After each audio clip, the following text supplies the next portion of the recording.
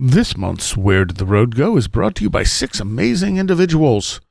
Greg Ross, Bill Illuminati, Allison Cook, Super Inframan, 36 Dingo, and Michael Frisky. Thank you all for helping to make this show possible. And if you'd like to help out, become a patron at wheredidtheroadgo.com. It's only $3 a month for lots of extra content. Transmission start. Welcome to Where Did the Road Go?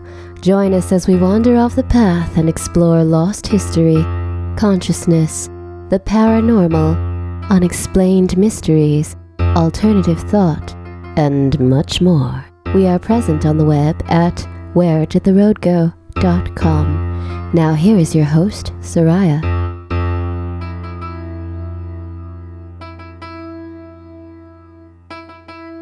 Welcome to this edition of Where Did the Road Go? And tonight I have with me Mr. Christopher Ernst. Hey, everybody. Super Saxon Silly Man. Hello. That was right? Yeah, that was 100% all the words. Okay, all right. And Barbara Fisher. Hey, everybody. Been a while for you, Barbara. I know, it's really weird. Like, I almost forgot how to put on headphones and, I will work extra hard not to say any of the special words because it's been so long since I've recorded and not said the special words. So I will really work hard on it. And your podcast is on hiatus for the moment. Until the book is either going at such a good clip that I can, schedule time to do a podcast, or until it's written. So we'll see. Okay. All right. Did you end on 150? Was that it? Yes. I stopped at 150. I decided that was a really great number. I had 2 more episodes in the can that I hadn't edited yet. And I was like, you know what? I'm just going to talk to those guests and tell them, hey, love you, but I'm going to hold on to these for a while. And they were cool. So good. It's all good. All right. Well, that's cool. And the book, do you want to tell people what the book is? Yes. It does not have a title yet, but it is a book all about anomalous lights. So there's talk of UFOs, there's talks of orbs, there's talks of weird poltergeisty flashes of light that sometimes does and sometimes does not involve combustion, weird fireballs, ghost lights, spook lights. It's basically all anomalous lights that are around treetop height and lower, with the exception of some, UFO lights that start out, farther up in the atmosphere and then come down. And we're also not doing beings made of light. That's going to be a separate issue. Yeah. A separate book, because I've been taking so many notes. I've got over 200 pages and we're turning it into an outline. Wow. And it's great because now I see it's almost like a map of how to write the book. So I can see how it's going to come together, and we have chapters and everything. So it's very exciting. And you're writing it with Joshua Cutchin. Yes. And he and I are no longer terrified of the amount of data we've collected because we're starting to put it into a shape. There for a while, we were kind of like, oh, I don't know.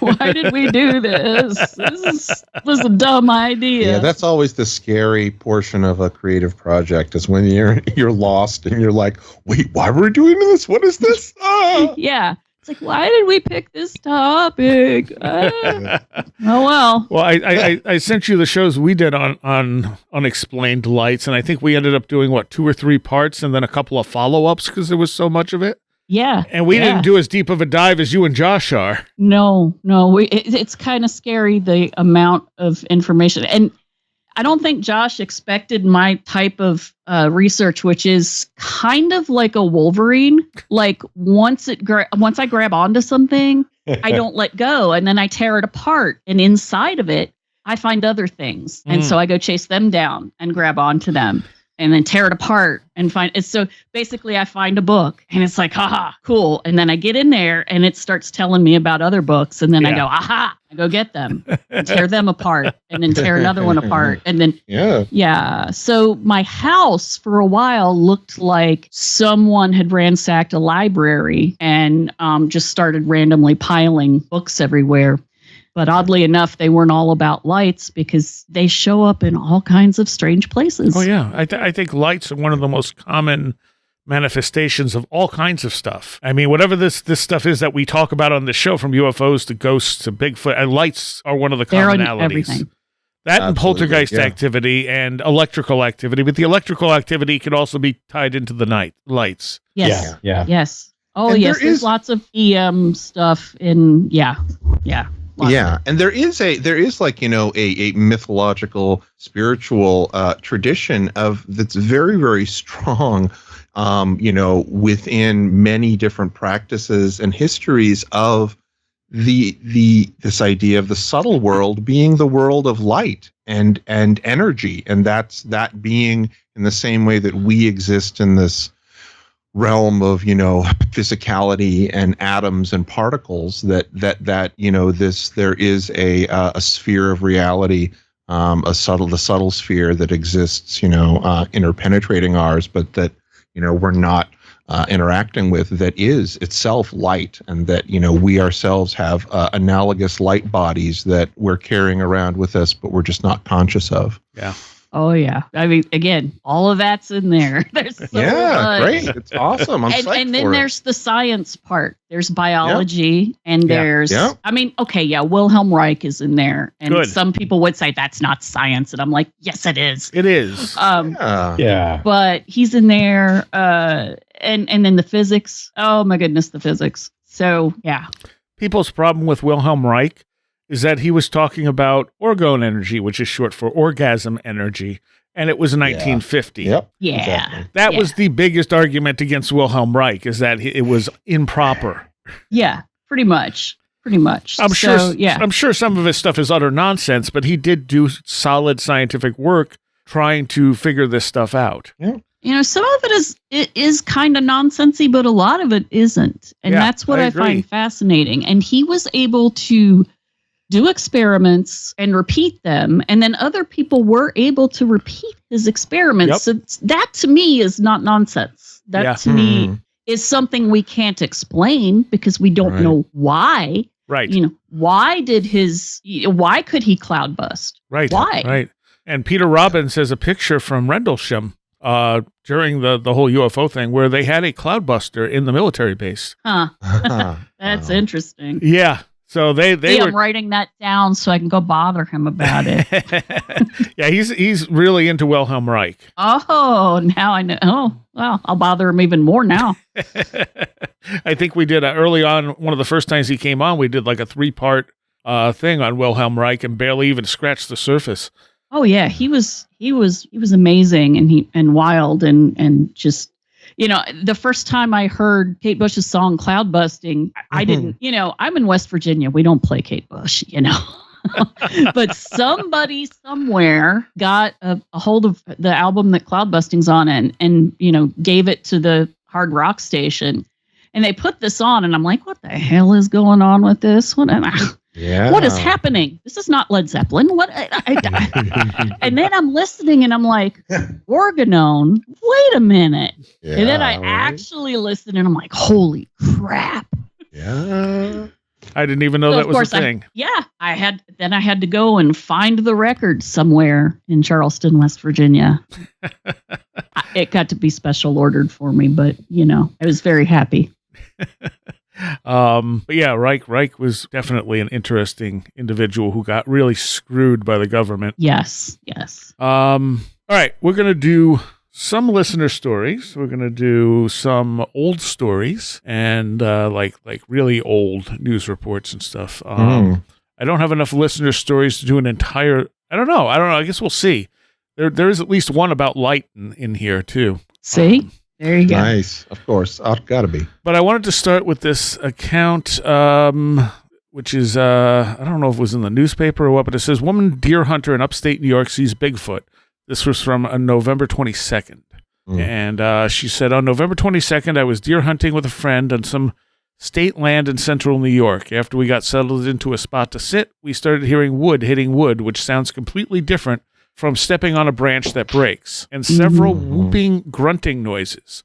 Not long after that, we saw a large tree fall or pushed to the ground, and something was stomping through the woods, breaking large branches. At first, we thought it was a bear because it was so loud, like something big and heavy. or maybe a hunter, but we were the only ones there. Plus, hunters are trying to be quiet. All that noise brought us to our feet. While looking in that direction of the noise, I saw a tall, dark figure shaped like a pillar. There were no shoulders, so I'm thinking it was a side view. It was around noon. The pathway where the figure was standing was open and lit up. It says light up, with daylight. I'm thinking it was about 50 yards away. I was staring at it for about 5 minutes, trying to see what I was seeing. The top where the head would be was turning back and forth. The reason I know is because there was something, a dark red color that I kept seeing move around, and the darkness of the figure seemed to change like it was moving. I didn't want to take my eyes off of it. I was trying to reach my bag to get binoculars without taking my eyes off of it. Okay, get my binoculars out without taking my eyes off of it, but I couldn't get into my bag. So I looked down for a second, and when I looked up, it was gone. After that, we heard more wood hitting wood and the whooping, grunting sounds. Both sounds were coming from two different directions, and then it stopped, and we moved to a different location. I bet they moved fast. Yeah. And I find that a lot of that I find very interesting because, I mean, obviously, central New York, even with the woods and wildlife areas we have here, we're not going to be able to hide a large hominid for very long. There's not enough space for an animal like that to exist here without being found. Yeah. And the fact that she was saying, she kind of just describes it, as a dark figure, like a column with some red moving around the top of it. I think about that a lot in regards to the forest and things like that, because the Pacific Northwest and some other parts of the country, there is a lot of forest. Yeah. But it's interesting how predisposed we can kind of be to like, oh, this must be Bigfoot, in a flesh and blood sense versus, just something different. And I mean, how would it even get to a place like that? It's not like there's a whole lot of continuous places that people are not there for it to pass through. Right. Right. And it just disappears. Yeah. So the New York isn't, I mean, you got lots of woods, but it's not West Virginia. No. Because you've got lots of woods, but you've also got lots of people. Yeah. West Virginia, there's lots of woods, not as many people. Yeah. If you've ever flown over it, it really does look like, uninhabited, pretty much. And I can believe a flesh and blood critter living out there. Right. Now, it could just be my cousin Jick, but Right. I can believe a flesh and blood creature of some sort living out there. But New York, yeah, you're right. New York, Ohio. I mean, and there's all kinds of sightings and stuff like that in Ohio. And where the heck is he living? Yeah. Yeah. Well, the simple fact is a creature that size is going to eat an enormous amount of food. So if you have a breeding population of these things, you're going to know. I would think. Yeah. Well, it just makes it so much more like intriguing, I suppose, or something, because these things happen. People see things like this, and it's just like, how is this happening? Yep. Yeah. I wish they said where it was. Yeah. Because state land in central New York, there's a lot of that. I mean, 5 minutes away from me is the Finger Lakes, National Forest or whatever. Right. It's a creepy area. I'm not going to lie. And we went up to now all of you except Barbara have been to Connecticut Hill, and that area has Bigfoot sightings. And there's not a lot of forest there, but there's a decent amount, but not enough again to hide a creature. Yeah, I mean the place where my husband and I heard it in Ohio was it's woods, and there was 80 acres of woods. But it was a subdivision-y kind of suburby place. We were on a strip of land that had been the woodlot of a farm. And so we had 8 acres of woods, but our next door neighbor had 80. So, there's 88 acres of it. But most of everything that's around it is, farmland and suburbs. And okay, sure, he can go through the corn and, be all like Bigfoot of the corn and, eat as much corn as he wants. And he's, as far as I was concerned, he was welcome to all the deer he wanted because, I had a garden, but that was like right outside of our house, like right, 30 feet away from me, and the, screaming and stomping and howling and scaring my dogs to death and all that. And you know, when we called the Bigfoot Research Organization and talked to the guy, Dan was his first name. Last name started with an N. I don't remember, but you know, he was acting like it was definitely a flesh and blood creature. And he's sitting here and he's like, well, you know, I'm looking at the map for where you live because of course I gave him the address. And he's like, you know, you've got a strip of woodland that goes from the Licking River down to, you know, eventually it comes up to this other river. And so that's a corridor they probably traverse, you know, and they go through that creek bottom that's right next to your house, you know, and he gave the name of the creek, which I didn't even know, you know, because nobody told me when we bought the house. And so he was rationalizing it. He said, see, there's all kinds of good forage there. There's all of these farms, you know, I wonder if there's been any livestock gone missing. And I said, well, the next door neighbors have complained about their geese going missing. And he was like, see, and then I said, but I've seen cat paw prints that are huge too. So yeah, I suspect that. You know? Right. I didn't want to say, dude, come on. Yeah. Bobcats, maybe even a cougar. Okay, I can deal with that. But really, you think that they traverse? Because that's still not a lot of land. And there's so many people in Ohio. Yeah. You know, I'd love for somebody to kind of be a Jeff Ritzmann guy on this and just go out and like pick an isolated section of forest, something that's surrounded by civilization, and just go through the process of trying to materialize a Bigfoot out there. I know, right? Yeah, and just, you know, see what happens. I think that would be fascinating to do. Well, you know, the part that I don't often tell to that story, and I've told it to Tim Renner, so Tim's heard it, and I've told it to Chad, so he's heard it, is that right before that kerfluffle, I'd had a friend visiting, and he is a videographer, and he's done film work for all kinds of stuff. And he had just been saying, well, now that you're back in Ohio and, you know, I'm here and, you know, we can go pick up our friend Torkel, we could go Bigfoot hunting. And I said, yeah. I was like, you guys could have done it before. And he's like, yeah, but you're the weirdness magnet. So that's why we're taking you. I'm like, great, I'm bait. That's nice. You know? And what am I supposed to do? Go out there and go, oh, Biggie, hello. You know, and we were joking about it. But then he went home, and about an hour later, there's howling outside and something big stomping through the woods back and forth and shaking trees. Wow. Yeah. So I said, Tim, did we just feel that it was there, or did we conjure it? And he said, yeah. That's a good answer, dude. That's a good answer. Well, we went to the Connecticut Hill area after we went to the Seth house, the three of us, minus Barbara, unless she was there in spirit form. I'm not telling. But nothing really happened. We did try wood knocking, and but it was just another dead quiet visit to that place. But the dead quiet in March is not as weird as dead quiet in May.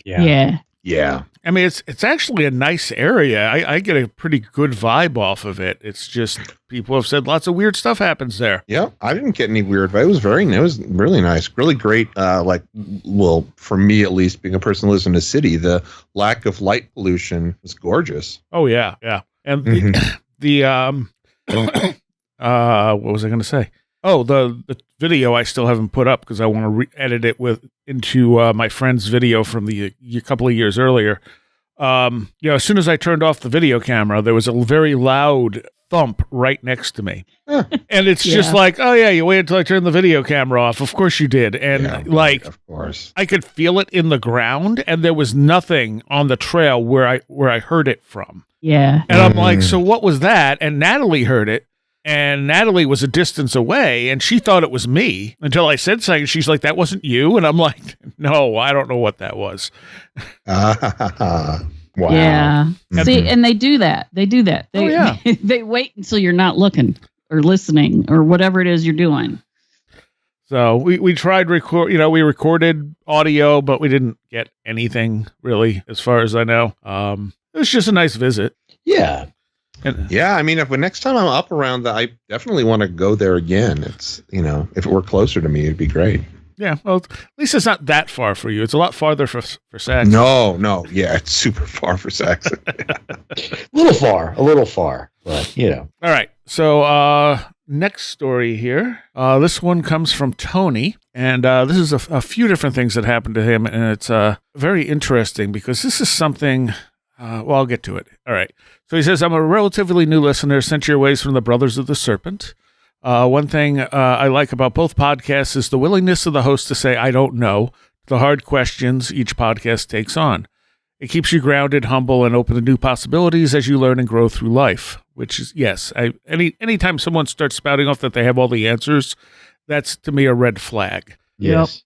Because yeah. unless you have the evidence to back it up, and no one does, you don't have all the answers. You just have your beliefs. Yeah. So he says, I wanted to share a weird experience my wife and I had a number of years ago and some other oddities that have happened since. Before I start, let me say that I've never considered myself an experiencer, and I would say prior to listening to your show that I'm quite the contrary. Paranormal kryptonite, as I heard one of your contributors, Chris, refer to himself. Yeah. Either you or Josh, I think. I think does Josh too. said it first, and I stole it from Josh. Now, after some reflection, I'm not so sure that's the case. My first story of consequence happened in the summer of 2007 when my wife and I were living in Endicott, New York, not far from you. Yes, that's actually very close. We were recently married, renting a small house from a coworker, and had a beautiful little puppy my wife got me as a wedding present. One night, all three of us had retired to the bedroom, the wife and I on the bed, our puppy on the floor. The lights were out, and my eyes had been closed for a while when all of a sudden our entire bedroom lit up as if the lights were turned on. In an instant, Oh. I was able to see right through my closed eyelids and see our precious little puppy on the floor at the foot of the bed. The light persisted for several seconds. While the room was illuminated, I said nothing and didn't move other than to look around. I wasn't scared, more surprised than anything, and in wonder and confusion of what was happening. When the light went out, my wife asked, "Are you awake?" I said, "Yes." She said, "Did you see that?" I said, "Yes." "What do you think it was?" "No idea." My first thought was maybe someone had shined a spotlight, like the kind you'd use to see deer in a field at night, into the house. This really didn't make sense because of the compact neighborhood we lived in and because the room was fully lit up, and there weren't any shadows from the curtains, nightstand, or other items. But it was the Right. first thing I thought of, so I stood up, put on my glasses, and peeked out the windows on both sides of the house. No sign of anyone nor any cars moving up or down the nearby roads. I even think I walked down to the first floor and looked into the backyard and out onto the street, and nothing. So like many other stories I've heard on your show, the wife and I simply shrugged it off as something weird and went back to bed. So I've had and continue to occasionally have this experience where I go to sleep in a completely dark room, close my eyes, and it feels like somebody's shining a light on me. The only other person who has had this experience that I've talked to is Jeremy Vaeni. Oh, of course. Interesting. And he mentioned it in passing, and I went, wait, you've had that happen too? You know, it's like, what? And I just listened to an episode where him and Jeff were talking about it back in the day. And I don't know, it's not quite what this guy's describing, because he could see through his eyelids, but to me, it just feels like someone's shining a very bright light on me. And I open my eyes, and everything's pitch black, and then I close my eyes, and everything's bright again. And I don't know if that's an eye thing, an energy thing. I have no idea, but very few, like I said, Jeremy, I think, is the only one who has been like, oh yeah, no, that happens to me. And no one else has ever, I don't know what to make of it. Yeah, gonna steal it from my book though. That is perfectly fine. Because that's weird. Yeah, it's very weird. A flash of light that comes from nowhere, witnessed by two people. Did he say anything about the dog making like it noticed it? No. He just said the dog was asleep at the base of the bed. He could see it. So it kind of sounds like he didn't. Huh. But so what was I just thinking? I've seen the flashes of light plenty of times. Yeah. That go off like a camera, but this doesn't sound like that. This sounds like the whole room lit up for a few minutes. Yeah. that would be one where, you'd love to know what time it looked like it happened. Because, when I hear about bright lights in bedrooms, I think of abduction experiences and lost time. But, naturally, like happens with that, it gets you disregard the whole event and go back to sleep. Yeah. Yeah. And I find that the fact that you can go back to sleep after that is always odd. Yeah. Like, oh, this is something that should startle you and make you very, very much awake. And instead, you're just kind of like, oh, Right. that happened. Let's go back to sleep. Yeah. Yeah. Especially- I'm not quite so complacent with that. I tend to stay up after stuff like that. Go, no, I'm not going back to sleep. But the fact that people can is interesting because I think It's amazing to me. Yeah. Mm-hmm. and I think that's part of the phenomena is it has that effect.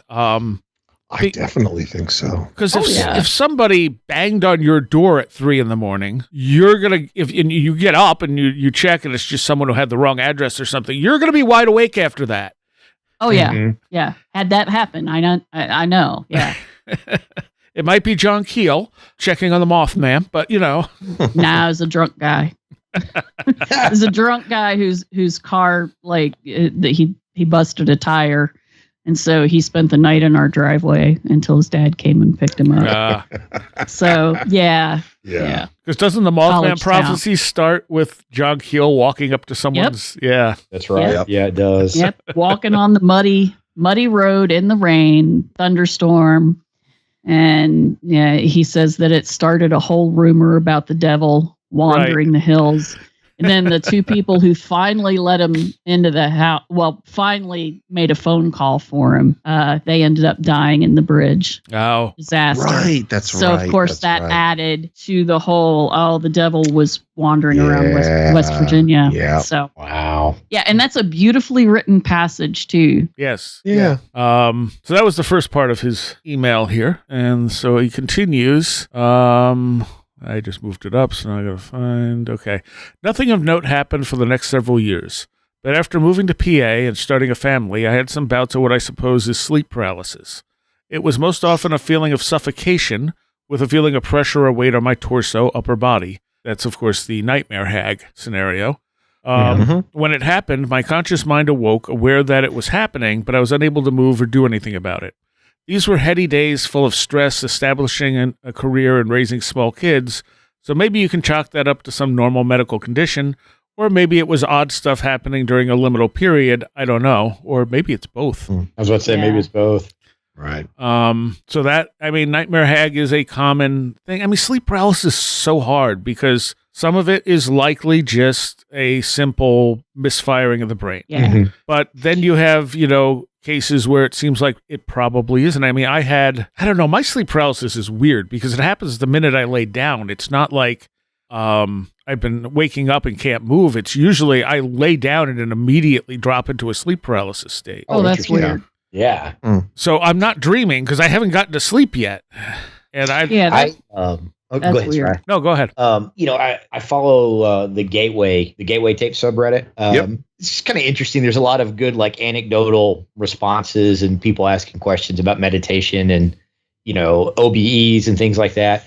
But there's a recurring theme of people having sleep paralysis and going through certain stages of the process. And so it's so common that the responses to it are very interesting. Like, oh yeah, that happens. When that happens, do this, this, and this, and relax this way. It'll probably be fine. But you can expect that at this level or this level.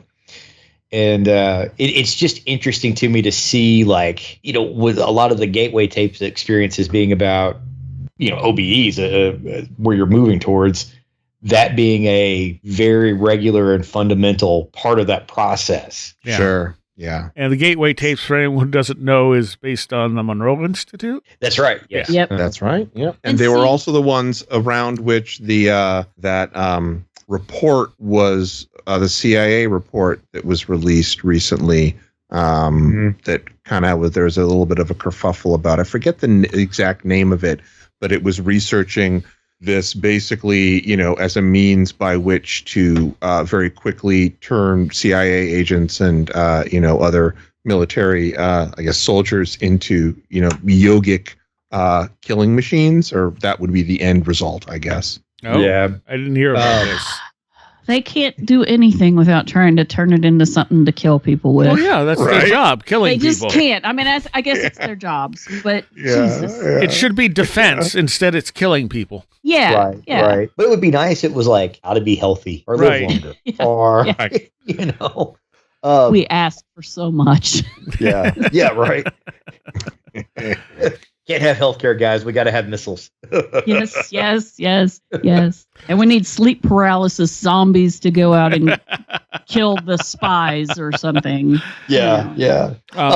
I will say, though, if anybody's ever interested in that, the Gateway Tapes subreddit is great to go pop your head in. There may or may not be access to free things on there from back in the day. And a lot of those documents are usually all in a nice spot to look at. So cool. If you want to delve into that and have a little spot to kind of do some research, it's a very useful community, and I have gotten to appreciate them a lot. And I just lurked there. I never posted anything. All right. So then he says, another oddity I haven't heard anyone else describe is recurring locations in my dreams. And we've talked about this before. Oh, yeah. What's unique about almost all of them is that, to my experience, they aren't real places that I've been to in my waking life. Yet I know these places. They're familiar. I know them like the town I grew up in. I know where to go for certain things or to get certain jobs done. They aren't just nonsensical mishmash of normal dreams. I've experienced dreams in these locales on and off for decades as I sleep. As time has gone on, I've started to wonder if they're real places in another part of the world, in another time, or memories from another life getting through to me now somehow. Out of all the dream locations, one of them is a real place. It's a building on a major roadway, about an hour west of where I currently live, and the place has caught my... let me try this again. Where I live currently, and a place that has caught my... Okay, he says caught my ever since I was a kid, so maybe there's a word missing there, and that's what's screwing attention. Me up. Yeah, like eye, attention. Attention, eye, yeah. It's not because it's beautiful. It's just some nondescript office building, but it and the large warehouse on the other side of the road is one of the places my dreams happen in. I've often thought about stopping there just to walk through the office building and see if I recognize anything. If I know the layout of the building on the inside, and just to see if something clicked while I was there. The anticipation of strange looks from the building occupants has kept me from ever acting on that impulse. Yeah. The final strange... Okay, so that was that. There's someone else who has something similar that we're going to get to too. But yeah, as far as dream locations, I've had numerous dream locations that I return to. Yep, me too, absolutely. Yeah. Now it sounds like... And I was told very explicitly by, the information was given to me at some point very explicitly by sort of a yogic figure that I trust, that it absolutely is, when you're dreaming, you're not bound by time or space, particularly in terms of your reincarnation or, with the other lives that you live, however you want to, sort of see it. And that most of the places that you find like that in dreams are indeed places that, you engaged with or will engage with at some point in the future. For me, I know there's a particular waterfall that I can't always remember how to get to, but I always want to show people. There's also other buildings on my property that don't actually exist and never have. Usually rundown barns, and I'll be like, man, I haven't actually been in that building in forever. And in the dream, I'll go into the building and be like, how can I fix this up or whatever, and then I'll wake up and realize that building has never stood there. That's not something that ever existed. I'm going to make this about me and Barbara for a second because it's kind of fun. Barbara, was it maybe 6-8 months ago? Yeah. When you were, I had the dream where I stopped by the outdoor tents. Yes. And it was an art show and you were there and you told me about Jeff Ritzmann's family being nearby. Yeah. And, that was wild. Yeah, that's great. Yeah. And I was like, oh, I've done art shows in the tents. And that's weird. And I was just reading his blog and what's up with that? Oh, it was so bizarre. in the wider context of this dream that was funnier to me, like, because it was such a detour to like stop there and like see you compared to like, the narrative that was going on. Yeah. I was trying to meet my wife to go look at a car, like a used car that we were going to buy. And I'm trying to get to her like at the right time. And somehow now I'm on a horse going down this dirt road and there's all the big white tents and it looks like a craft fair, but highbrow. And I go inside and you're there with your family, I know. And I'm like, and you immediately were like, you knew who I was. Yeah. Which was just made it crazier. Yeah. And you're like, oh, and by the way, somebody, I think you told me who it was, like, one of Jeff Ritzmann's family members is here. You should go say hi to them before you get out of here. And I don't quite remember what happened after we talked, but shortly after that, I was back, like arriving where I was trying to meet my wife, back in normal. Normal land, normal dreamland, as opposed to some side trip. It would be interesting. Maybe I should go out to the place where I've been at those art shows because I've done a couple of them and they're in the same place. And we'll see if that dirt road is the one that you saw. Oh, that would be cool. Because it would be really, really cool because it's kind of a sort of famous place here in Athens. So it'd be kind of neat. So yeah, as far as dream locations, I think that's not that uncommon for people who remember their dreams to end up in a location they're familiar with. The one thing that it sounds like from this guy's dream is that he sounds like it's a bigger place, like a town almost, because he says, like, I know where I can go to get certain jobs done. Yeah. For me, it's always been like one particular place, like I said, looking for that waterfall or, being in a house that is mine but isn't mine. Yep. Right. Yep. Totally. No, it's very much the exact, like I can even picture some of the places in my mind right now. There's a very particular house that I keep on going back to over and over again. And it's, they've got very specific architecture. Yeah. That's interesting because that sort of like functionality makes me think of, being unmoored from time, like you're talking about, Chris. Mm-hmm. So when my sort of connection to that, when my dad passed away, I had this experience of like he and I getting together to like get a house ready for him. Interesting. Yeah. And it was literally like, doing fixer upper work around the house. Yeah. And for a while after he passed away, I would have dreams where I was there with him again, talking about different things. But it was for a very brief period of maybe like 6 months that went on. And it wasn't something that happened every night or anything like that. It might've been once a month or something, but, the impression I got was that I was the only person that could meet him there in the family. And so that was like a in-between place for us or something, and kind of a place for him to get acquainted to where he was going. But it was very mundane in the sense of like, we're just hanging out, sitting in the living room, or like, painting part of the fence outside. Sure. Yeah. That's in a shamanic sense. You could have been helping prepare a place for him or get him used to where he's going to go. Showing him that, hey, this isn't scary. This isn't bad. This is good. And I'm still here and you're still here. And we still are connected. Yeah. Yeah.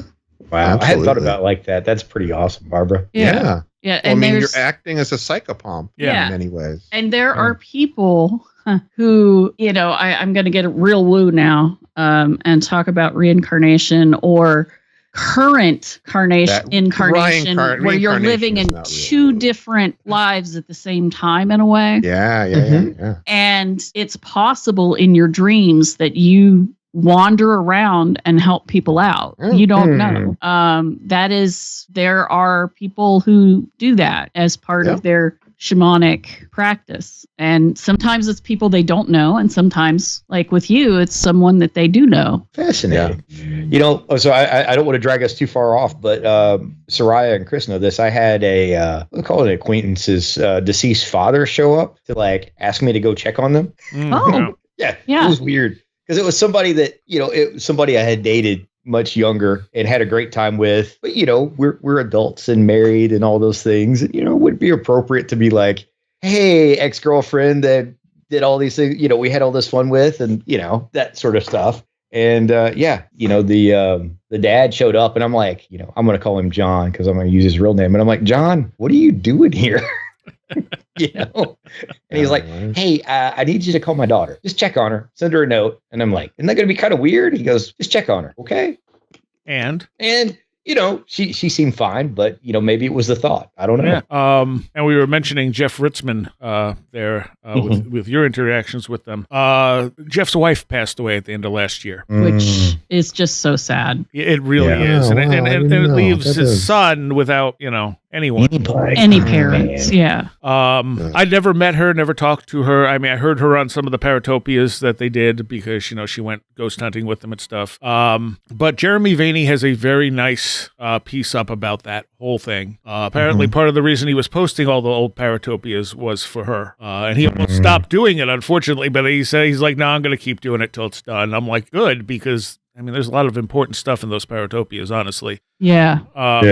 There's a very moving sort of tribute he did on Undoing Radio, which is easy to find. It came out a couple of months ago, and it just says like Lisa Ritzmann passed away or something like that, and it's well worth listening to. Something else about Jeff I was going to say. It was something else that Vaeni did that I thought was fairly respectable. Phil Ambrogno at one point was embroiled in this whole controversy about how he didn't go to MIT and he didn't do this and all this other stuff, but he was a teacher and he was almost at the point of retiring. So apparently Jeremy verified that yes, this was true, but never came out and said anything until after Phil retired. So he wouldn't lose his retirement or anything if the job went through, because it was, yes, he lied about his education, but that doesn't necessarily make him a bad guy. It's just like, why lie? Like, I think sometimes these people do it thinking it'll put more emphasis behind their work. But he seemed to do it, and he aired that episode. It was a little confusing because, I mean, it's from the past, and he's like, so here's the story with Phil, and here's why I didn't say anything. But I thought that was a good gesture to, the guy's not an a-hole. He just lied about his education, So it's like he just waited until he retired so it wouldn't cost him his retirement or anything if, someone followed up on it. So that was also kind of cool. So props to Jeremy on that. Yeah. All right. We still have more from, what was his name here? Tony. And I just screwed everything up. So hang on. I don't know how to fix it. There we go. All right. So the dream locations. The final strange occurrence I mentioned happened this past summer.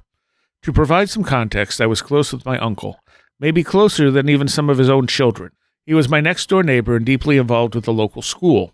He took me hunting and fishing and probably watched out for me more than I'll ever know. In his prime, he was a mountain of a man, big and strong and full of life and vigor. Around me, he was a big goofball, but in the last decade or so, he was hobbled by illness and injury, shrinking both mentally and physically. Pain and painkillers took away many of his abilities and put him into a near-constant medication-induced haze. In fleeting moments of lucidity, he would become keenly aware of his own decline. I could feel that he was losing himself to various ailments, was aware of it, and absolutely hated it. So this July, while on vacation, I had a dream with my uncle. This sounds familiar to something that we just talked about. I got to sit and chat with him for an extended period of time. I don't remember anything he told me, but when I woke up, I felt like I got to talk to the real him. He died the next day. I feel a significance to that dream that's hard to pin down. It could be a coincidence. I knew of his failing health. It was the topic of discussion in my family, but it didn't feel like that. It felt like my uncle wanted to talk to me one last time, and I'm grateful I had the dream. I don't know what to make of any of this. Neither my upbringing as a Roman Catholic nor the current mainstream materialist reductionist thinking have answers, and I'm okay with that. But I'd love to hear what you have to say. That's similar to your dream in a way, Saxon. Yeah. Oh, for sure. And, I have no answers there either, but it sure is great that we got to have those dreams. Yes. Yeah. They can mean a lot. And I bring this up a lot on the show. The one listener story where the guy had come home late at night, had been gone for a while. I think he'd been on deployment or something like that.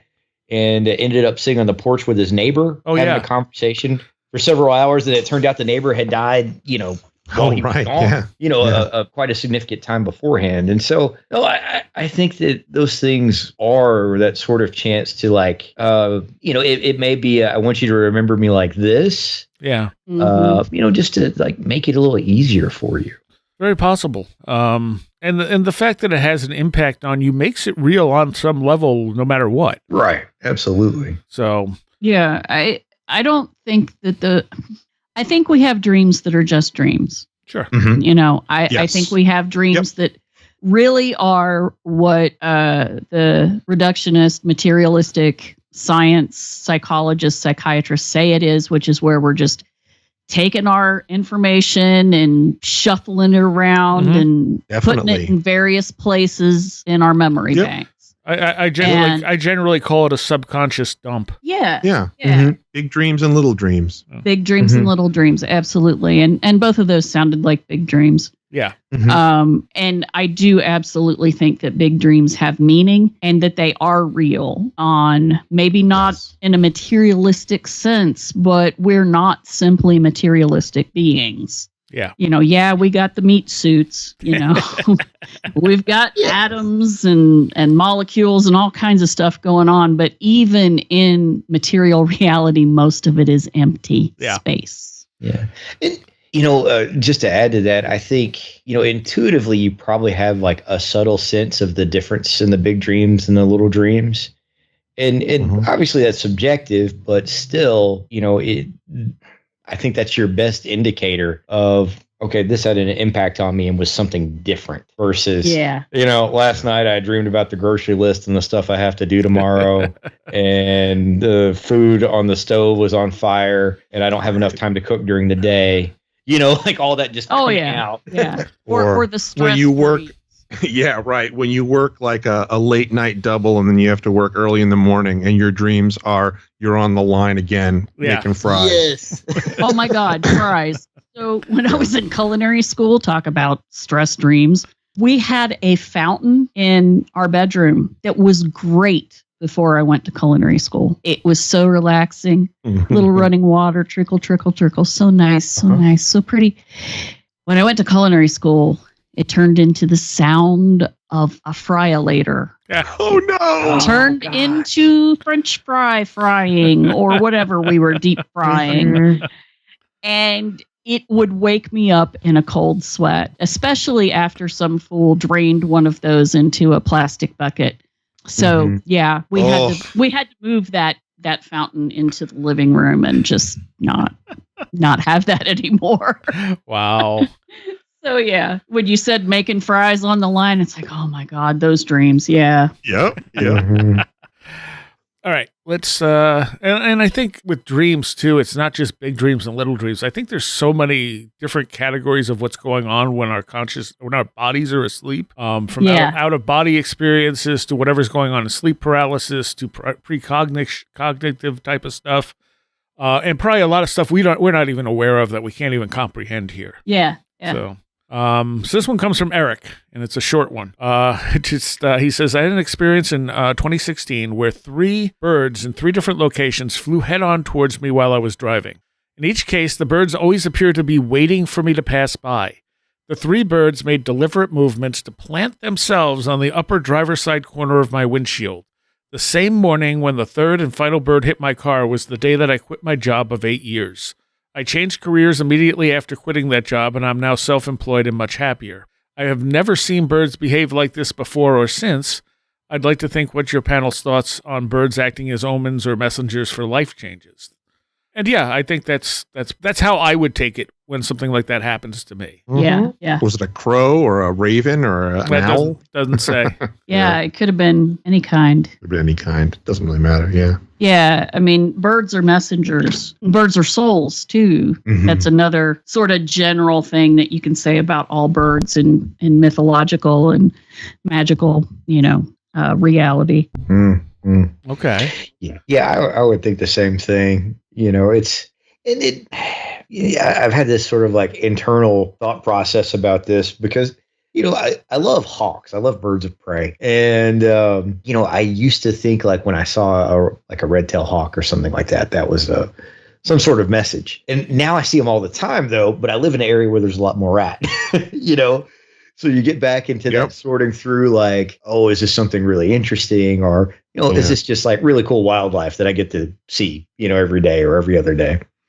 But after I saw you guys, my wife and I took her parents down to New Orleans, and we went through, I think it's St. Louis number 1, number 2, but it's a cemetery where Marie Laveau, where Marie Laveau is interred. And then also there's another one that's like, they call it the faux Laveau, I guess. It's where her daughters and some of her other children were interred, but some of them also were named Marie Laveau. And I'm sitting there and I'm like, it'd be cool if there was some like crows or ravens out here. And we do our little tour, we go further down, and I turn back and look, and I kid you not, I'm trying not to cuss when I say this, there's a freaking crow standing facing the faux Laveau vault. It's across the walkway on top of the other vault looking at it. And I'm just like, that's insane, man. And I ended up talking to a guy that is a voodoo person there, practitioner, and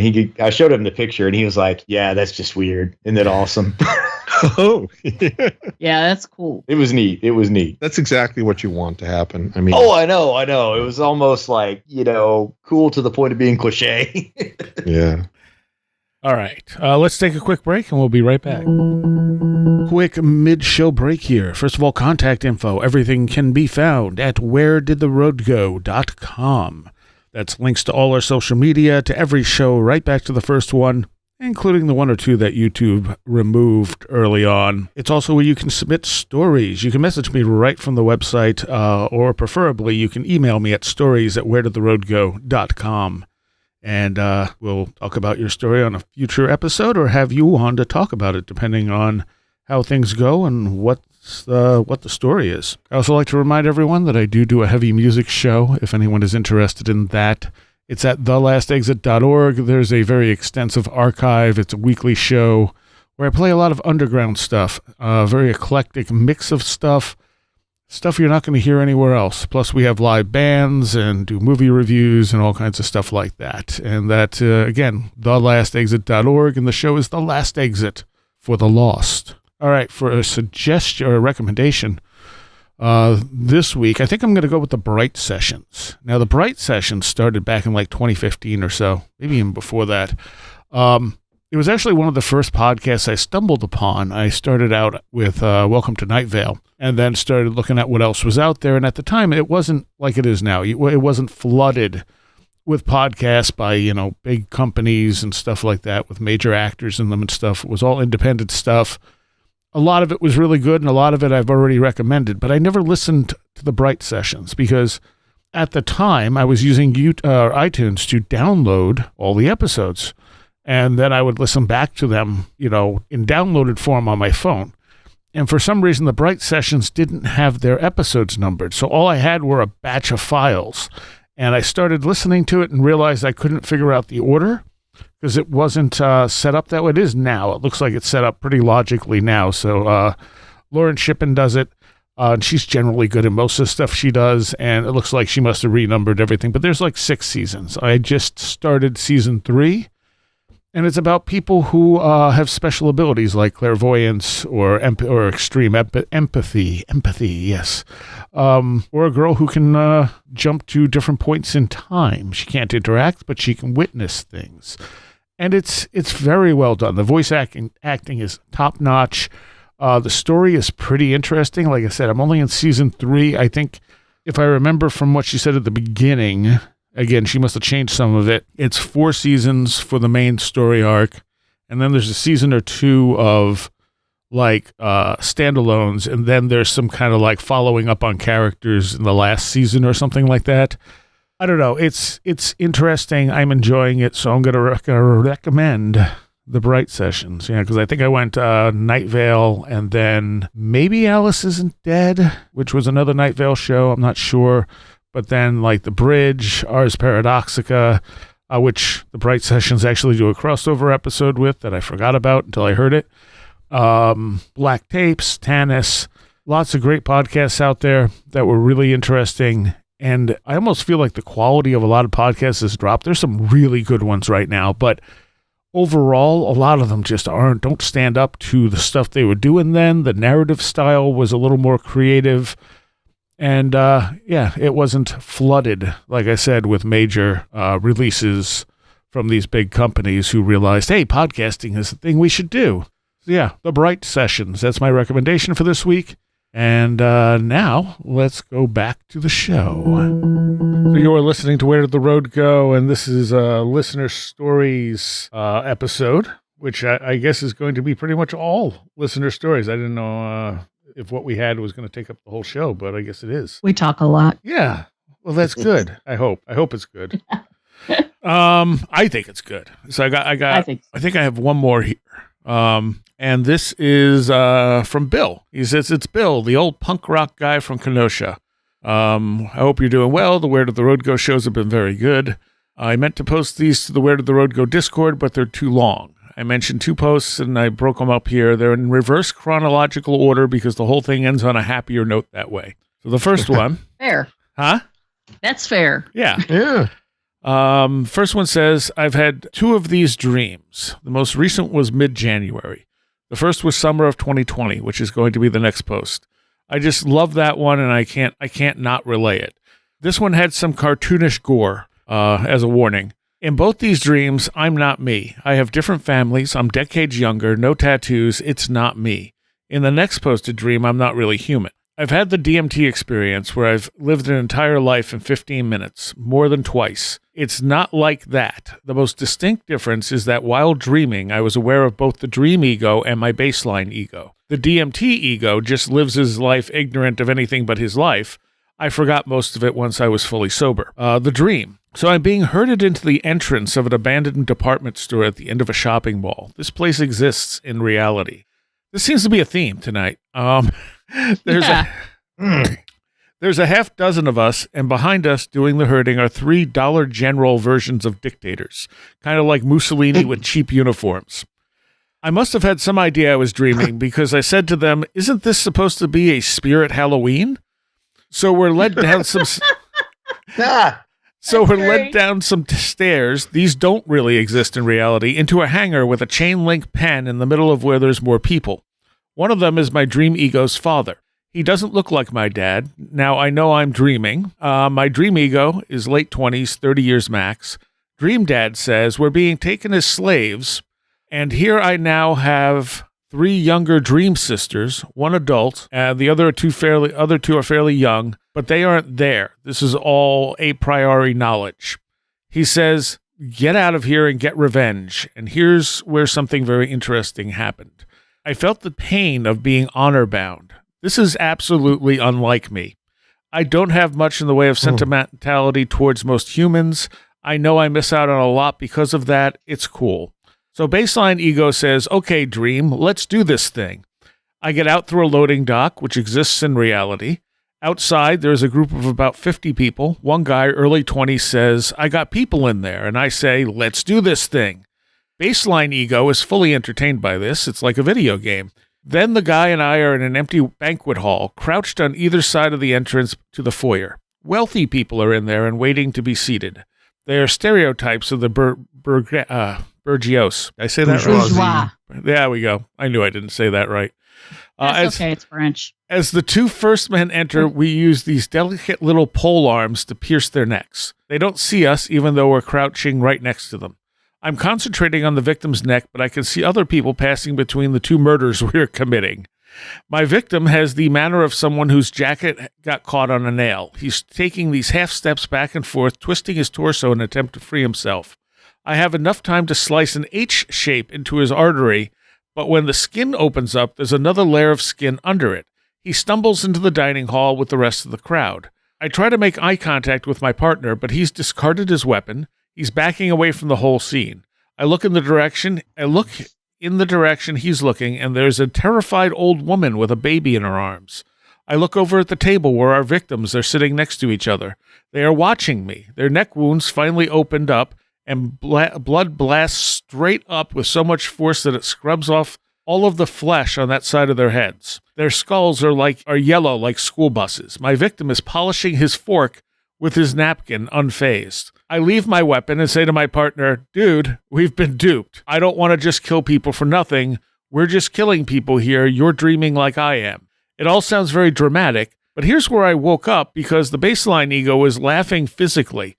I think it's funny, or I still think it's funny, spontaneous lucid dreaming, and this is what I come up with. The feeling of familial duty was very profound. I felt it physically. I'll never forget it. I never had a sense of superego, at least not on the societal side of it, and I really don't care what is thought or expected of me.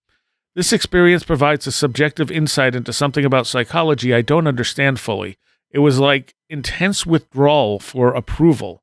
I don't know people could need it that badly. Anyway, as a result, I have found that I have more sympathy and respect for people that I didn't understand before. Oh, that's great. Yeah. That's really interesting. Yeah. And also funny. Yes. Very funny. Yeah. I think it's also the way he's telling it, too. Oh, yeah. Oh, yeah. I mean, it sounded a little bit like Shaun of the Dead. In a way. You know, let's do this thing. That's awesome. And I think that's also possibly another form of dream where you're being taught something. Sure. Mm-hmm. You know, even though he was lucid, he got an experience out of that and learned something from it that he didn't have access to before because he never had the experience. Yeah. So here's a second one. He says, this one is my favorite experience while sleeping. Like I said, summer of 2020, Mom died in December 2019, and I had just finished up with the legal stuff. My 50th birthday was a few days before. COVID closed all the Renfest venues where my life partner Val and I operated our businesses. The week before, we tried to get a venue, but within 300 miles of a 1,200-mile trip, we suffered major vehicular failure and took it as a sign. I took a job offer in Florida. Val's younger brother is my boss now, and they hired her on as soon as there was an opening in October. Our life on the road was over. So it was a very liminal time. It wasn't traumatic. We were sick of a lot of things about the road. Anyway, dream ego was aware of baseline ego. Baseline ego was dormant, and I didn't know it was dreaming. Neither did dream ego. To dream ego, all of this was more real than real, even though it was aware that there was baseline ego. Fortunately for the reader, the dream was very short. I'm in a house which is at least 100 years old. Every room has one or a couple of women, some older children that were girls, no infants or toddlers. See, he says, I'm a house. I'm not sure if that's what he meant or if I'm in a house. He says, I'm a house, which was at least 100 years old. I bet I'm in a house. Yeah. They are all very busy, but I never see them do anything. This reminds me of the DMT entities. I'll say that they are tangentially corporeal. This will become more clear. The dream is just me asking questions, but there was some knowledge preloaded as well. A priori knowledge. I had no childhood. I spawned into the house at the age of 19 or 20, fully conscious. I had language, mathematics, and reason. I was clothed in what I usually wear, work clothes. The ghost women were my predecessors, even though that they were younger than me. I say ghosts, but none of them was ever alive. They just spawned into the house like I did. I was the first male. I could be the only one. As the only male, I was fully physical. I could leave the house. The women couldn't, at least until I was spawned. They all loved me with the love of grandmothers and aunts and cousins. I don't get the sense of anything motherly or sisterly. There's about 10 of them. They don't have a hive mind, but they're able to share senses. Because of this, I can ask a question to them in general, and one of them will stop what they're doing long enough to deliver an answer. This is what I learned from questioning. The first of them appeared as the last nail of the house was driven. She was alone for hundreds of years. I didn't ask about that time span because I was familiar with spooky time dilation. For all I know, 5 minutes could have passed in the baseline reality during those centuries. Nobody could remember if they were the first. Time didn't work the same for them, so memory in the future didn't really mean much. After a while, there was another of them. Some of them age, some don't. Some have limited abilities in the physical world. Some could interact with human occupants, but most couldn't even see the humans. Just like most people won't see ghosts. They are functions of the house, and they aren't personifications of the house. They serve the house. When they cease to exist, they just disappear. They have no afterlife or transcendence. This is what was important about my arrival, because I was fully physical. I could leave the house. That meant any of them could do the same, although none would. They all love the house and love each other too much. They said the event didn't change things for them much. The world was now significantly different. They wouldn't elaborate. What was important to them is that if the house was gone for whatever reason, they could find somewhere else. They said the house would always be there. This is because they simultaneously occupy realities where the house still exists. They said it would be lifetimes before we meet again. They never stopped their activities, whatever those were. When I saw them, they were always on their way to do something. I didn't ask questions. If I didn't ask questions, I would be ignored. It was clear they expected me to leave any minute. When I woke up, I was laughing. It wasn't because I thought anything was funny. It was because they were so special. They know only love. Love for one another, love for the house, some for the human occupants. I live with them in mind. If there's the slightest chance they're out there, I'm not going to let them down. They're the ghost kin. They were different from DMT entities, but they had love, and that was the main difference. Or they were so much like DMT entities, but they had love. That was the main difference. Anyone want to take that one? That's beautiful. Yeah, it is, totally. I mean, you could turn that into a short story or a short film. Yeah. But it seems like there's a depth there too. Oh yeah. It's very complex. Yeah. And never having encountered DMT entities per se, I don't know much about that. But yeah, they're. I think he's probably referring to the sort of stereotypical self-transforming machine elves as Terence McKenna described them. Although they are more varied. Yes, if you read what is it, Strasberg's or Strassman? Strassman. Rick Strassman. Yeah, because there's a woman who said that they looked like circus performers, and there was but they were always changing, always moving, always doing things, although they didn't necessarily look, the things they were doing didn't necessarily look to human eyes like work. So yeah, the descriptions of them are really interesting. And the again, the impact this dream had on him was pretty significant. Yeah, the sounds of it, and I think it would have the same impact on me. It's as strange as it is. There's something there. Yeah. I in both dreams though kind of have a similar effect, because in the first dream he said that he didn't have that kind of connection with people. Yeah, that he would feel honor bound to do something. And then with the women or spirits or whatever you want to think of them as, ghosts, in the second dream, he doesn't want to let them down wherever they are. Well, so he's connected to them somehow. Yeah, that was actually the first dream, the second one we read, because he's had them in reverse chronological order. So I think that those two are connected very strongly. Yeah, definitely. I don't know what else to say about it. It was a really beautiful dream. Yeah, it is. And it makes, and in a sense, you could have other people in your house that you're not aware of, and they're not aware of you. I mean, that makes total sense to me. Yep. And then there are the ones who are aware of you and mess with you just because it's fun. Yeah. True. Those guys. Yeah. Let me see, what else do I have here? So that was all the listener stories. I should probably read this comment, although I want to do a Patreon on a news, a paper actually, a scientific paper that sort of relates to this. So we have a listener on YouTube, Martin Williams, who tends to leave a lot of comments, and a lot of his are pretty thought-provoking. And he left this one today on an older show. It said, just had a thought, a phenomena, a lot of which may be related to increased helioelectrical activity, more so in the winter for the northern hemisphere and summer for the southern hemisphere when the Earth is nearest to the sun, which then activates quartz bearing vertical fault lines, producing even greater fields, which with left hemisphere-oriented people results in a reductionist, low strangeness experience of nuts and bolts extraterrestrials, whereas the person who is right hemisphere-oriented results in a high strangeness, holistic, interdimensional co-creation type of experience. And I thought that was a very interesting way of looking at that. Yeah, it is. So, and like I said, we have a paper we're going to discuss on the Patreon,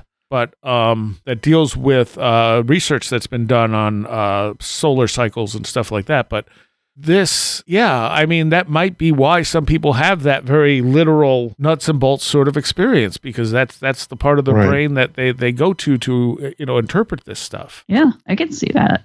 And then us woo-woo people, we get the weird stuff. Right. And it's just a matter of which way your brain is oriented. So, yeah, thank you, Martin, for your comments. A lot of them are it's a good comment. That's a really interesting way. Yeah, he leaves quite a few good comments. So yeah, that was. Now I've got all kinds of things to think about. All right, so a couple of old stories here where we still have a few minutes. From 1906, he wrote "Woman Hovering Over Barn." Okay. So this happened in Ord, Nebraska. A short time ago, the two sons of Mr. and Mrs. Albert Stone, formerly of Lincoln, Nebraska, who live on the Russell Place south of town, saw a strange sight when they were in the barn doing their chores. At about dusk, the smaller boy, George, was on the outside of the barn when he saw what at first looked like the moon coming out of a cloud in the southwestern sky. It came rapidly toward him and hovered over the barn, apparently looking at him. He was so startled and frightened at the sight that he could not speak or move. He tried to call to his brother Charlie, who was in the shed milking, but could not speak. He made it some strange sound, however, for Charlie came running out to see what was up, and he himself was also horrified to see the strange visitor in the air just above them. They both agree in their description of the apparition, that it appeared to be a woman with long flowing golden hair, with white wings and a white dress. Its face wore a pleasant expression, or as George described it, as though she had $1 million. The visitor hovered near the roof of the barn, though not touching it, in a reclining position face down looking at them. A moment, the frightened boys gazed at the sight, then awoke from their terror to flee into the barn. A little later, they saw the angel, as they call it, flying rapidly away and disappear behind a cloud. They, of course, went to the house and reported the scare to their parents, who waited outside for some time to see if they could not discern the mystery, but to no effect. The story of the boys has been the talk of the town, nobody, however, being able to give any plausible account of the strange sight. That the boys saw something, everybody who has heard them tell their story is convinced, because they agree in their descriptions. The people are convinced that what they saw was not solely a creature of their imaginations. This belief is enforced by the fact that they are 8 and 12 years old, respectively, thus being too young to have fabricated a story so effectively to mystify a community. That they may have eaten something unusual for supper is suggested by some. Did you pick up those mushrooms out of the cow pats again? I done told you not to eat those. But, they saw the same thing, so... Yeah, that tells me that it was not just mushrooms from the cow pats. So, now, did you say that it looked like the moon first? They said he thought it was the moon coming out from behind a cloud. I'm assuming because it was glowing. Yeah. Okay. So there was a glow. Yeah. And there was a cloud involved, and then it came up closer, and it was a woman. Okay. So this one, I did not put the date down on this one. It's a rain of fire. Remarkable phenomena witnessed by a citizen of West Kansas. Major Williams of West Kansas, who keeps the railroad house, gave a journal reporter the following interesting account of a phenomena that occurred in a commencement of the storm on Wednesday morning around 1 o'clock. I retired about 10 o'clock on Tuesday night. I had been asleep about 2 hours and a half when I was awakened by the outer door slamming violently as if burst open by something heavy thrown against it. I hurried to close it. When, on looking out, I saw a sight which I cannot forget, and which was so strange that I could not have believed the like if I hadn't seen it. The air all about the house seemed to be perfectly full of balls of fire raining down from the clouds, the brightness of which even the vivid flashes of lightning could not hide. I called my wife to witness this wild and terrible scene, and we viewed the phenomena for almost 5 minutes. One ball of fire fell about 20 paces distant, about the size of a pigeon's egg, which was visible for quite a while. I marked the place where it fell as nearly as possible from where I stood, but on account of the wind, which blew almost with the force of a hurricane, and the rain, which had begun to fall, I did not venture outside. This morning, however, about 6 o'clock, I went out and looked around carefully for a long time for what might be left, but could find nothing. Major Williams confessed he didn't expect much credence to be given to his story, but that seeing was believing. And you didn't. What's the source of this one? I don't know. I didn't keep it. It's in the. I can look it up if you need it. It's on the Magonia news list. Okay. I can probably, with the information you've put down, I could probably find it. So, because you got that list is, I mean, it's all old news accounts and things like that, and people like Jacques Vallée post to it, and Chris Auerbach and stuff. So every once in a while, I'll grab one that sounds like an interesting read, because a lot of them are the same basic stuff. But every once in a while, one will stand out. This one was really short.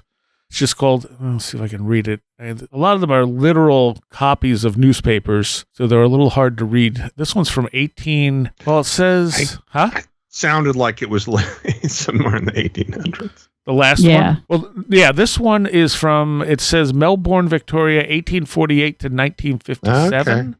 Australia. I don't know why it has two dates, but it says a mysterious light. Another peculiar apparition has made its appearance in this district. The locality this time is Lulicure or something like that. I can't quite make out the word. And it takes out a form of a body of shadowy light, which glides across the ground at a most rapid pace. Two young ladies were driving across the plains one night this week when it appeared, and causing one of them to faint. Was it driving? Yeah, driving. Okay. The following night, two horsemen saw it, and their horses became so frightened that they trembled and shook for over an hour. Fully a dozen people have seen it, but all efforts to solve the mystery proved futile. It is always seen in the one vicinity. So I'm not sure what is meant by a body of shadowy light. Yeah. Is it dim light? Is it a sort of glowing shadow? Is it? I mean, I have heard. What shape is it? Yeah, of the obviously of shadow people, but also of this idea of just like you said, the dim light. That's what it sounds like to me. You know, that light that people will call ghost light sometimes, or fairy lights, where it has this like otherworldly dimness to it, but yet it's glowing and illuminated. That's what it sounds like to me. Yeah. I mean, one of the things about some of the lights that I've seen and other people have seen and that I'm writing about is you just did a full book on this. They seem to be self-contained. Yeah. Some of them don't cast light. Right. And yet you see them and they're bright, but they don't brighten anything around them. Mm-hmm. So I kind of think that might be what that shadowy light is. Interesting. No color is mentioned, so it could also be kind of a weird dim gray color, because then it would be kind of, because when you think of white light is bright. Yeah. Mm-hmm. Always. But maybe it's that sort of grayish glowing mist color. And why only in that area? I wonder if there's something environmental causing it. It is, of course. They got swamps all over Australia in the plains where it's dusty and dry. Oh man, I didn't record the date on this. I thought I put the dates down on all of them. Apparently I didn't. But this one, I love the explanation on this one because it sounds so plausible but doesn't actually just explain what was seen. It says a huge ball of fire seen convorting through the sky. The spectacle was witnessed by a number of residents Tuesday night. Mr. H.A. Peterson of 37 Ohio Street reports that at about 8 o'clock on Tuesday night, the attention of his wife and several neighbors was called to a strange visitant in the sky.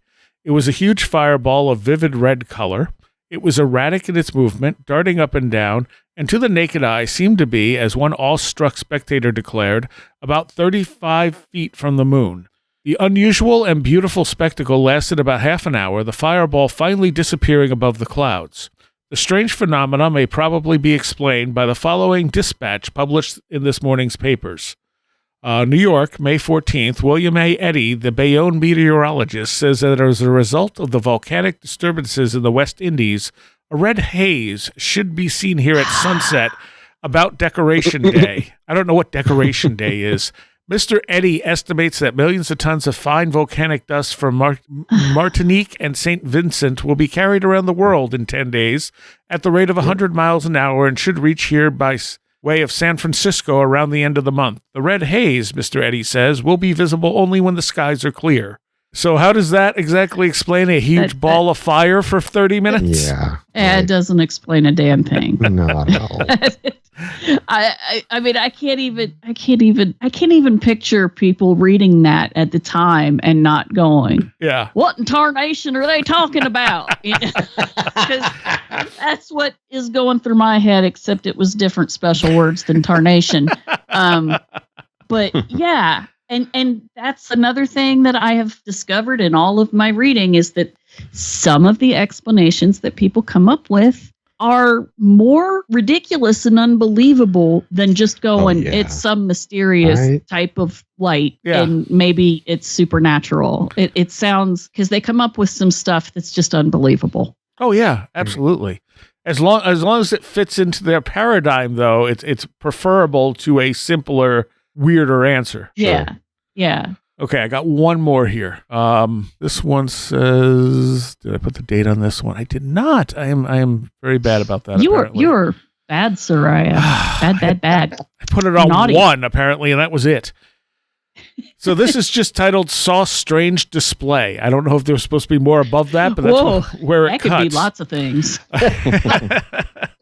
Despite the fact that a large number of people in this part of the country have been watching the heavens for days for some manifestation of the presence of the comet, the only person who has yet reported seeing any phenomena is James Lowe, a prosperous farmer who lives about 2 miles out of town.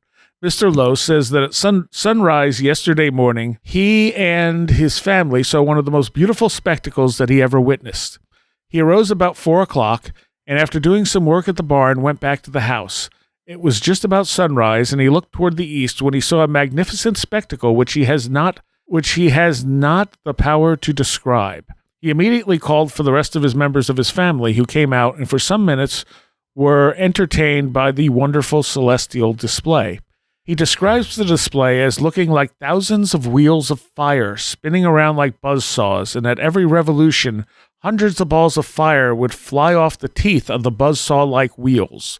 All of these wheels flew through space at an enormous rate, and every one of them towards the north. As the sun rose higher in the heavens, the wheels gradually began to disappear until none of them could be seen. Okay, Ezekiel. Yeah. Also, when you first read it and you said, in the east and at the sun of the rising sun, all I could think of was, well, Gandalf, there you are. You got the Rohirrim. You're about to come and get us.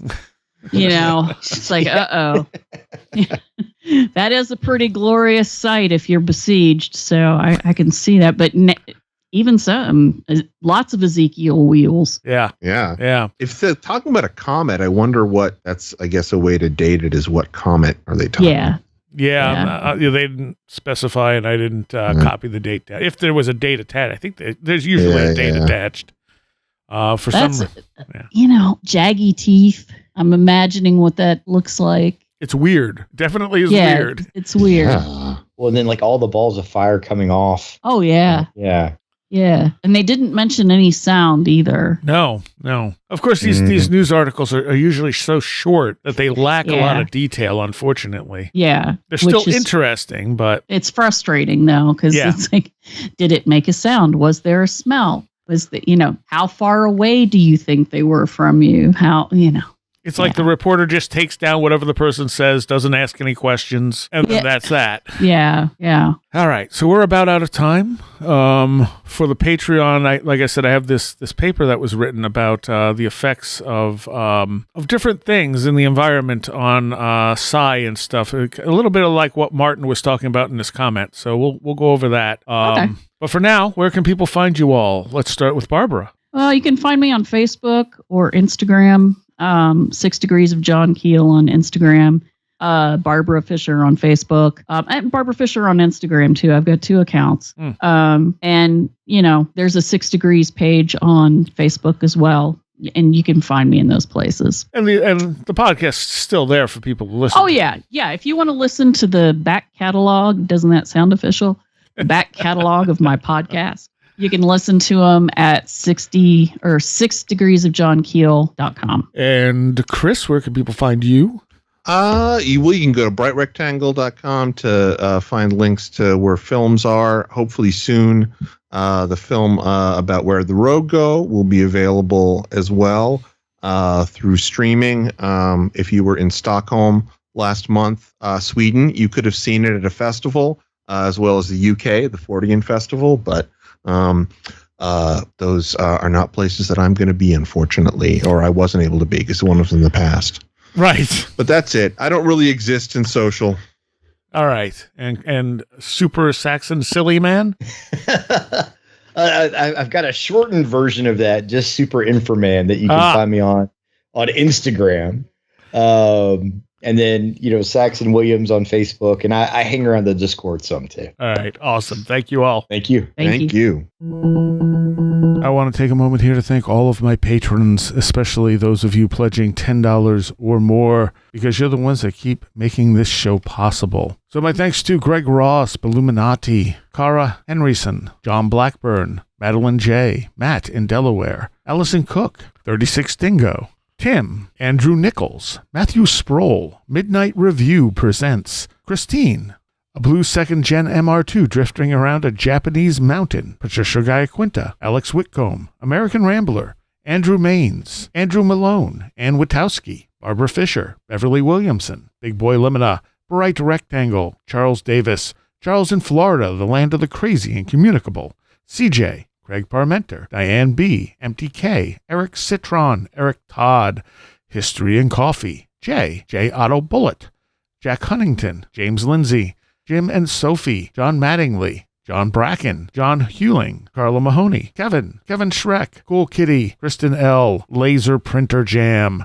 Lauren McLean, Linda, Linz Jackson K., MJ Armstrong, Mark Brady, Mr. Weird, Oli Andre Olar, Paul Jeffries, Perry Peters, Philosopher of Mirrors, Riker and Stark, Roland Bellstat, Ron Dupre, Sam Sharon, Sarah Horgan, Schmooples, Devourer of Mortal Souls, Stacy Sherwood, Stevie Norman, Strange Stories with the Seeker and Skeptic Podcast, Tactical Therapist, Taylor Bell, the Esoteric Book Club Podcast, Thunderboy, Tyler Glimstead, Varosh K., Victoria, Vincent Trewell, Will Gebhard, Will Powell, Ren Collier, Annabelle Smith, Caroline Walker, TDT Skunkworks, Colin Karras, and Craig Sagastumi. Thank you all so very, very much. All right, there's a lengthy Patreon segment to go along with this show, so check that out. If you want to become a patron and help support the show, it's only $3 a month, and you get extra content with almost every show, and you get the shows at least a week early.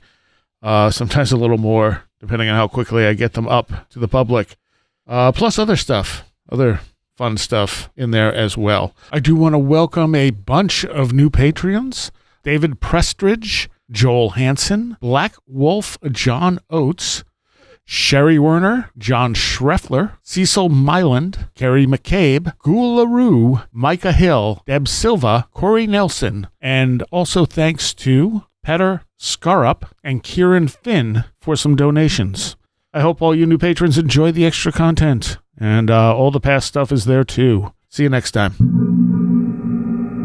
You have been listening to Where Did the Road Go? This show is made possible in part from our Patreons, and we thank you and everyone listening for helping us continue this exploration of the strange. You can always find everything Where Did the Road Go related at www.wheredidtheroadgo.com. And thank you so much for your support.